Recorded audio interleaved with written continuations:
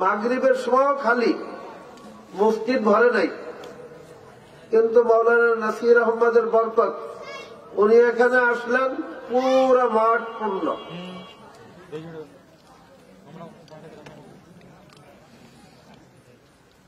দ্বিতীয় যিনি আলোচনা করবেন হযরত মাওলানা মুফতি ওমর ফারুক রহমানী।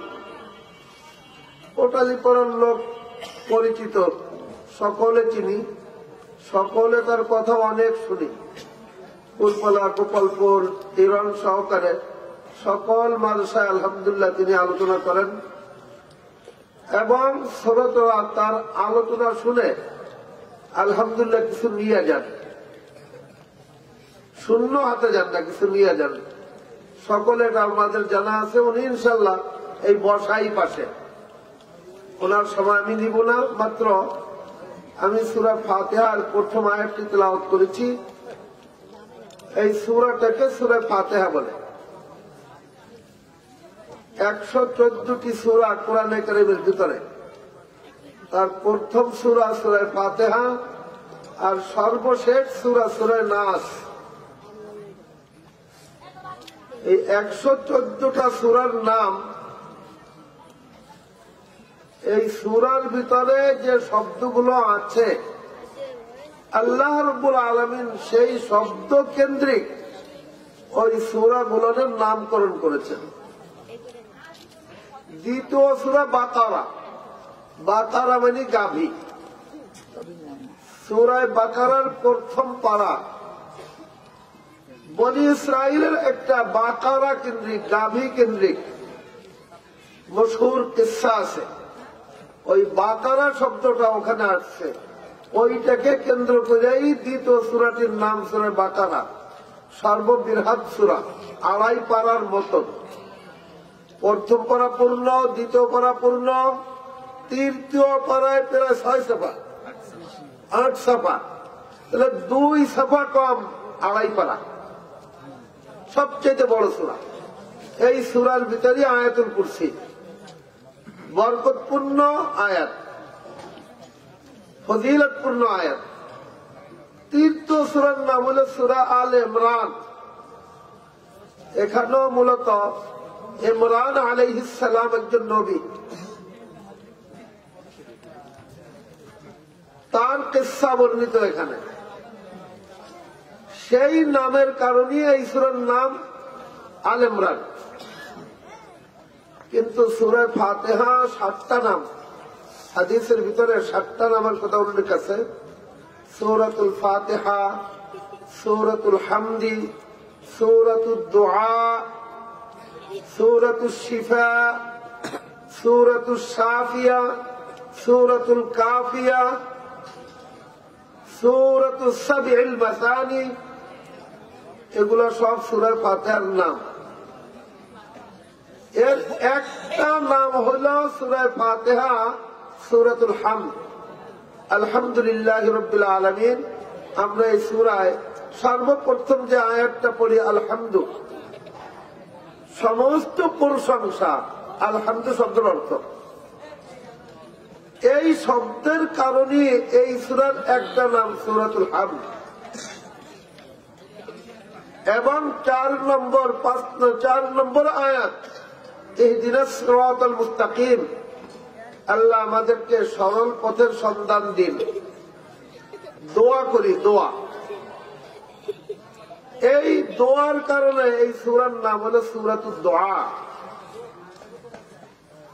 আমরা রোজানা 17 রাকাত নামাজ পড়ি ফরজ, 12 রাকাত পড়ি সুন্নাত, 3 রাকাত পড়ি বেতের। এছাড়াও আল্লাহ রাব্বুল আলামিন যাদেরকে তৌফিক দেয়, তারা ইশরাক থেকে নিয়ে শুরু করে তাহাজ্জুদ পর্যন্ত, ইশরাকের 2-4 রাকাত, চাশতের 2-4 রাকাত, আসরের পূর্বে 4 রাকাতের মতন, মাগরিবের পরে 6 রাকাত, 70 রাকাত, সুন্নাত ছাড়াও 6 রাকাত।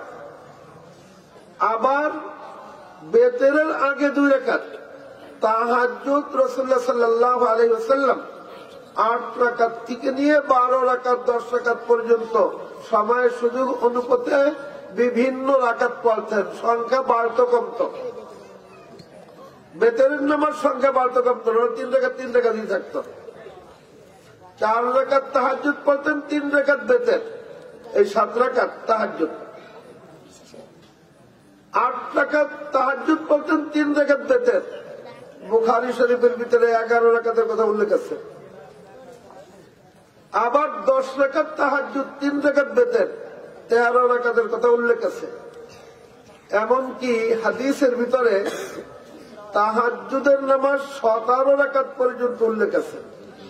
17 রাকাত, 17 রাকাত তাহাজ্জুদের নামাজ, বেতের নামাজ, ফজরের 2 রাকাত, উঠি 2 রাকাত মুক্তাসার পড়া, আবার বেতেরের আগে 2 রাকাত বৈশা পড়া, এই সব মিলাইয়া 17 রাকাত। এই সকল নামাজ যদি আমি একা একা পড়ি তাহলে সূরা ফাতিহা আমার জন্য পড়া ফরজ। যদি আমরা জামাতের সাথে পড়ি তাহলে ইমামের জন্য ফরজ, আবার ফরজ নামাজের দ্বিতীয় 2 রাকাত বা 1 রাকাত, এতে হলো মুস্তাহাব, সুন্নাত। এই দোয়া আমরা প্রত্যেক রাকাতে করে যাচ্ছি, ইহদিনাস সিরাতাল মুস্তাকিম। কিন্তু দোয়া আমাদের কতটুকু কি কবুল হয় না হয় তা আমরা এমনি বুঝি। সঠিক পথের সন্ধান আমরা কে পেলাম না, ডানে বামে তাকালে, নিজেদের দিকে তাকালে আমরা বুঝে আসি। আমাদের নামাজের সম্পর্কে বর্ণিত আছে, আমরা সবসময় জানি, ইন্নাস সালাতা তানহা আনিল ফাহশাই ওয়াল মুনকার, নামাজ মানুষকে অশ্লীল কাজ থেকে বিরত রাখে।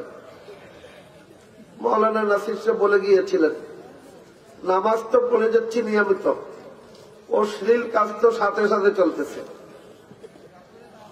সূরা ফাতিহাও বুঝি না, দোয়াও বুঝি না, এই সূরার ভিতরে কি বললো তাও বুঝি না। ওর একটা ধর, একটা বডি, বাস এই 4 রাকাত 2 রাকাত 6 রাকাত 3 রাকাত পড়ে যায়, এর মর্ম অর্থ আমরা কিচ্ছু বুঝি না। অনাশকুরুকা ওয়ালা নাকফুরুকা, উনি হালকা কুনুত এর একটা দৃষ্টান্ত পেশ করে গেছে। উল্টা পাল্টা করলে পারে কিন্তু ইমান মটকা, সাংঘাতিক মটকা, ও ভাঙ্গাও যায়। কিন্তু ইমান মটকা ভাঙ্গা যায়, টের পাই না। আমরা ইসকনের মুসলমান, তারাও ইসকনের আমরা সমর্থন করি। ইমান কতটুকু আমাদের থাকে না থাকে তা আমরা ভালোভাবে বুঝি।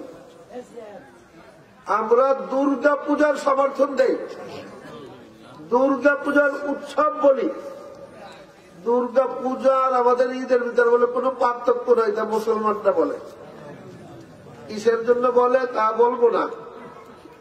আমরা মন্দিরে গিয়া ওরা যা করে তাও করি, আর আমরা মনে করি ইমান খুব মজবুত, তা ভাঙে না। ইমানের থেকে মটকা কিচ্ছু নেই, সাংঘাতিক মটকা জিনিস, কিন্তু জানি তো না, টের পাই না। জাতি সাপ না ধোলা সাপ না মাইটা সাপ, টের পাই না। এই জন্য আমাদের ইমান সাংঘাতিক মজবুত, ভাঙ্গে টাঙ্গে না। এবং আমরা আশা করে আছি যে এই ইমান নিয়ে আমরা জান্নাতেও যাব।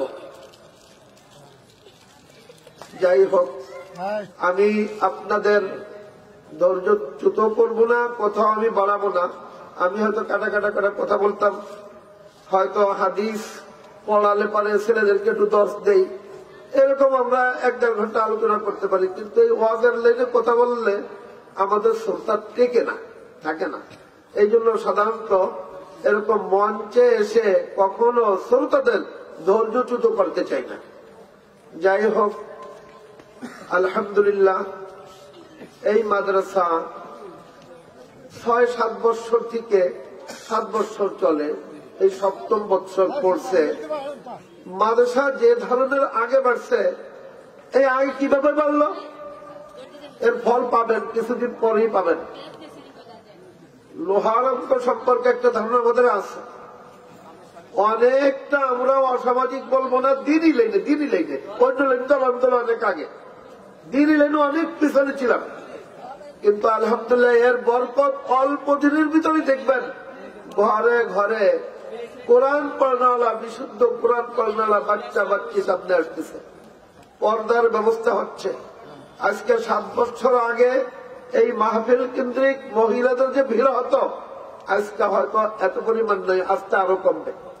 কারণ এই বুঝ, দিনই বুঝ যখন আমাদের ভিতরে এসে যাবে, যখন আলো এসে যাবে, অন্ধকার অটোমেটিক ভাবে দূর হয়ে যাবে। আজকে কবরের ভাগ্যবান, কত ভাগ্যবান। আজকে আলোর ব্যবস্থা আপনারা করেছেন, এমনি এই আলো লাগাইছে, ফিকি মশলা আছে, কবরস্থানে আলো দেওয়া যাবে কি যাবে না। নিঃসন্দেহে রাতের বেলাও দাফন করা লাগতে পারে, আগে তো হ্যাসাকের ব্যবস্থা করত। এখন যদি আমরা একটা সোলার ব্যবস্থা করি বা আলোর ব্যবস্থা করি, করার প্রয়োজন। এই কবর বেশি ভাগ্যবান, চতুর্পাশ দিয়ে মাদ্রাসা হয়ে গেছে, বর্ষর একটা মাহফিল হয়, ছাত্ররা এখানে যায় আসে, মসজিদে যায় আসে, সালাম করে, সবসময় তেলাওয়াত হয়, এই পাশেই তেলাওয়াত হয়। কল্পনা করতে পারেন একটা হেফজখানার ভিতরে আল্লাহ কি বরকত রেখেছে। সকাল থেকে সন্ধ্যা পর্যন্ত একটা হেফজখানার তাল বেলুমের জন্য নর্মাল ভাবে 30 পারা পড়তে হয়, 30 পারা একটা গতক করা লাগে। একটা ছাপা মুখস্থ করতে কতবার পড়া লাগে একটু হিসাব নিয়ে। আবার এই পুরা কোরআন ধরে রাখার জন্য আমুক্ত আছে, 7 সবক আছে, এইগুলা করতে করতে তাকে 12টা ঘন্টা তেলাওয়াত করা লাগে, 12টা ঘন্টা।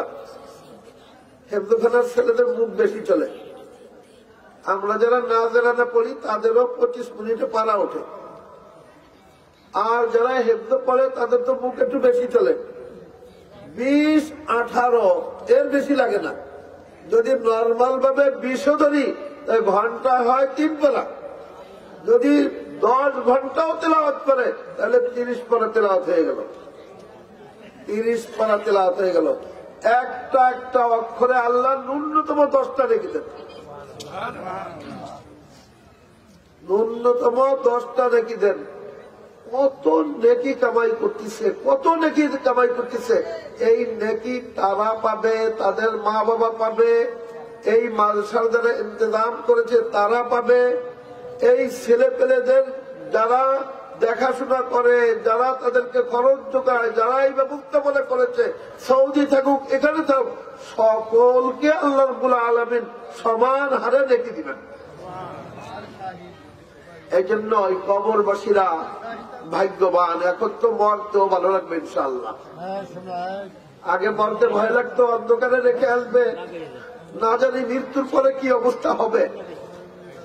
তো ঘোষণা দিতে থাকে, প্রত্যেক দিন ঘোষণা দিতে থাকে, আনা বাইতুল আহাদা, আমি কিন্তু একাকীর ঘর, আনা বাইতুদ দুধ, আমি কিরা মাকড়ার ঘর। মৃত্যু ব্যক্তিকে রাখার পরে অবস্থা দুইটা, হয়তো সে মুমিন হবে আর না মুনাফিক হবে। মুনাফিকের কি অবস্থা হবে, মুমিনের কি অবস্থা হবে, এগুলো আমরা জানি। অন্ধকার বাঁশবাগানে রেখে আসতো। এখন তো এই কবরস্থান আলাদা ভাগ্যবান, এই কবরস্থানে পাশে যারা আছে তারা ভাগ্যবান। তাদের মরতেও সাহস হবে, আল্লাহর কাছে যাইতে সাহস হবে তাদের, যে না একটা ব্যবস্থা করেছি, ওখানে গেলে পরে কিছু পাবো। আল্লাহ রাব্বুল আলামিন আমাদেরকে ইখলাসের সাথে এই দ্বীনি মাদারিসের খেদমত করার তৌফিক দান করুন।